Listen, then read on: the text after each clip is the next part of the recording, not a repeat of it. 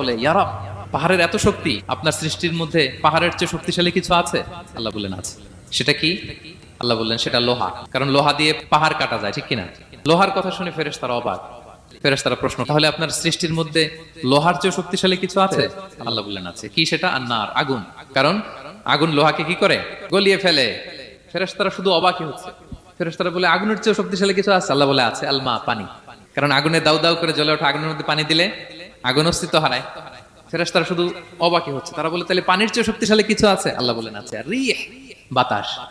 কারণ বাতাস পানিকে একদিক থেকে আরেক দিকে নিয়ে যায়। জলের মধ্যে বায়ুর উচ্ছ্বাস লাগলে জলোচ্ছ্বাস তৈরি হয়, ঠিক কিনা? ফেরেশতারা আবার অবাক হয়ে বলে, তাহলে বাতাসের চেয়ে শক্তিশালী কিছু আছে? আল্লাহ বললেন আছে। সেটা কি? বলতেছে বনি আদম।